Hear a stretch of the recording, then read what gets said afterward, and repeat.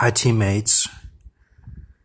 I got a few revelation downloads tonight that I'll share, and I just want to remind everyone that we are just way far into these end times. I mean, it's not even funny how far in we are, and we're at the last pages of the Bible here, and that's the way I see it. And when I used to do mind-altering drugs and stuff, I always felt that too. I always felt that urgency that we're at the end and that we're way past the point of, even like the guillotined French and Holocaust and all that and the world wars. I mean, we're way far in on all the charts. All the Native Americans would say the same thing. So with that said, Jesus went through hell on earth, and I really look up to him as my Lord and Savior. And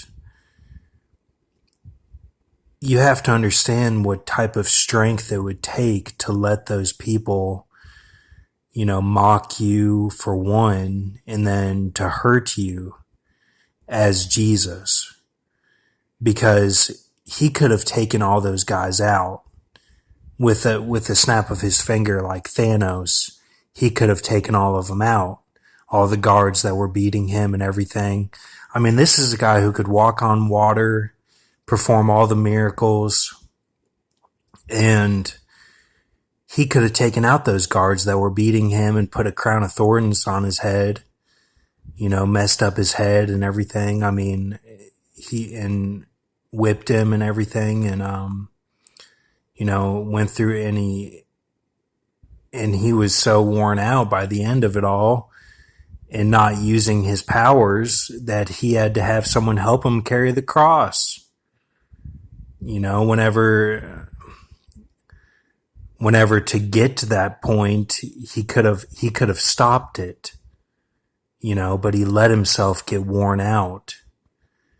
Which is what's happening to the saints today, is we are getting worn out, like it says in Daniel 7, but not even in comparison to what Jesus went through.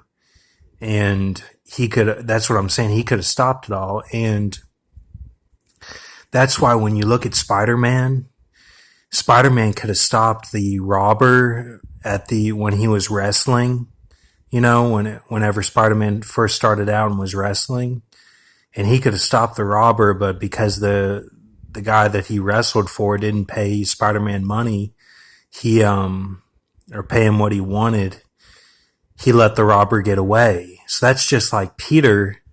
Peter saw that Jesus could have stopped the guards and everything, and he saw that he could have been by Jesus' side, and been like a help to him, gone through it together, but he chose not to. And that's why Spider-Man is named Peter, because he saw it happen to someone else and didn't step in, which is what Peter did in the Bible. He saw it happen to Jesus and didn't step in. So, and then Parker, because he's like a driver. And the rest of the series, with great power comes great responsibility, and he realizes that, and he becomes the driver. He commands his soul, and like when he's web slinging through the city, he's in deep thought. He's like a pilot, he's in control of his emotions. And that's why he's called Peter Parker. And then, also looking at Batman, think of what Heath Ledger went through. He took the guns and the uniforms. He was hairy. He was red, but conquered the red, conquered the homo and the gun, the killing for sacrifices and for fame and money. So he conquered that side. And,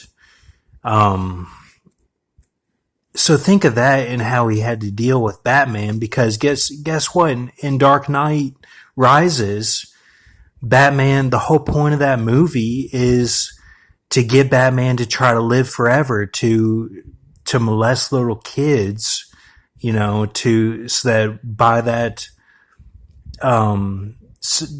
type of sacrifice, the Freemasons try to live forever, that vampirism of the kids. And that's what that whole movie, Batman Dark Knight Rises, is about, because he gets over his fear of death to escape the pit. And who beats him up? Bane, who played Charlie Bronson, the Jewish, or the English prisoner. And I showed that that's David. Charlie Bronson is David. And what did David do? David cried for his son. He cried for his son when his son was going against him. Even when his son was being evil toward him, he didn't turn on his son. So